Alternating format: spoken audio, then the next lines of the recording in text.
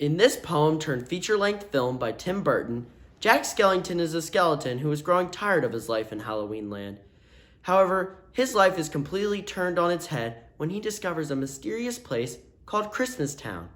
Inspired by a certain Santa Claus, Jack becomes inspired to spread cheer all over the world. The Nightmare Before Christmas by Tim Burton.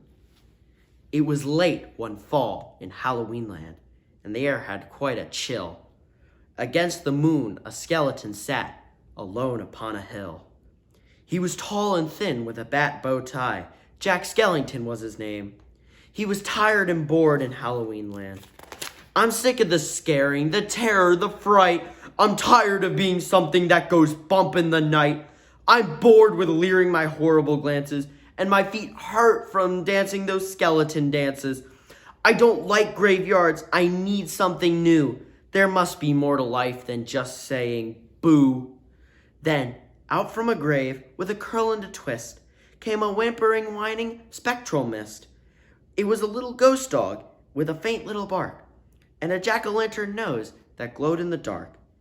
It was Jack's dog Zero, the best friend he had, but Jack hardly noticed, which made Zero sad. All that night, and through the next day, Jack wandered and walked. He was filled with dismay. Then, deep in the forest, just before night, Jack came upon an amazing sight. Not 20 feet from the spot where he stood were 3 massive doorways carved in wood. He stood before them completely in awe, his gaze transfixed by one special door. Entranced and excited, with a slight sense of worry, Jack opened the door to a white winter flurry. Jack didn't know it, but he'd fallen down in the middle of a place called Christmas Town. Immersed in the light, Jack was no longer haunted. He had finally found the feeling he wanted. And so that his friends wouldn't think him a liar, he took the present-filled stockings that hung by the fire. He took candy and toys that were stacked on the shelves, and a picture of Santa with all of his elves. He took lights and ornaments and a star from the tree. And from the Christmas Town sign, he took the big letter C. He picked up everything that sparkled or glowed. He even picked up a handful of snow. He grabbed it all, and without being seen, he took it all back to Halloween. Back in Halloween, a group of Jack's peers stared in amazement at his Christmas souvenirs. For this wondrous vision, none were prepared. Most were excited, though a few were quite scared. For the next few days, while it lightning and thundered, Jack sat alone and obsessively wondered, why is it they get to spread laughter and cheer, while we stalk the graveyard spreading panic and fear? Well, I could be Santa, and I could spread cheer. Why does he get to do it year after year? Outraged by injustice, Jack thought and he thought, and then he got an idea. Yes, why not? In Christmas Town, Santa was making some toys, when through the din, he heard a soft noise. He answered the door, and to his surprise, he saw weird little creatures in strange disguise.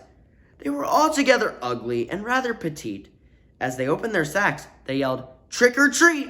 Then a confused Santa was shoved into a sack and taken to Halloween to see Mastermind Jack. In Halloween, everyone gathered once more, for they'd never seen a Santa before. And as they cautiously gazed at this strange old man, Jack related to Santa his masterful plan.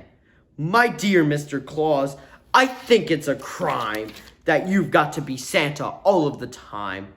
But now I will give presents and I will spread cheer. We're changing places. I'm Santa this year.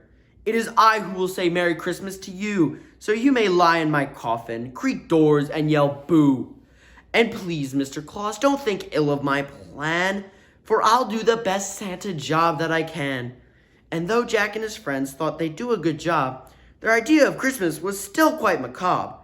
They were packed up and ready on Christmas Eve day when Jack hitched his reindeer to his sleek coffin sleigh. But on Christmas Eve, as they were about to begin, a Halloween fog slowly rolled in. Jack said, "We can't leave. This fog's just too thick. There will be no Christmas, and I can't be St. Nick." Then, a small glowing light pierced through the fog. What could it be? It was Zero, Jack's dog. Jack said, "Zero, with your nose so bright, won't you guide my sleigh tonight?" And to be so needed was Zero's great dream. So he joyously flew to the head of the team. And as the skeletal sleigh started its ghostly flight, Jack cackled, "Merry Christmas to all, and to all a good night." 'Twas the night before Christmas, and all through the house not a creature was peaceful, not even a mouse. The stockings all hung by the chimney with care, when opening that morning would cause quite a scare. The children all nestled all snug in their beds, would have nightmares of monsters and skeleton heads. The moon that hung over the new fallen snow cast an eerie pall over the city below. And Santa Claus' laughter now sounded like groans, and the jingling bells like chattering bones. And what to their wondering eyes should appear but a coffin sleigh with skeleton deer, and a skeletal driver so ugly and sick they knew in a moment, this can't be Saint Nick. From house to house, with a true sense of joy, Jack happily issued each present and toy. From rooftop to rooftop he jumped and he skipped, leaving presents that seemed to be straight from a crypt. Unaware that the world was in panic and fear, Jack merrily spread his own brand of cheer. He visited the house of Susie and Dave. They got a Gumby and a Pokey from the grave. Then on to the home of little Jane Neiman. She got a baby doll possessed by a demon, a monstrous train with tentacle tracks, a ghoulish puppet wielding an axe, a man-eating plant disguised as a wreath, and a vampire teddy bear with very sharp teeth. They were screams of terror, but Jack didn't hear that. He was much too involved in his own Christmas spirit. Jack finally looked down from his dark, starry frights and saw the commotion, the noise, and the light. Why, they're celebrating. It looks like such fun. They're thanking me for the good job that I've done. But what he thought were fireworks meant as goodwill were bullets and missiles intended to kill.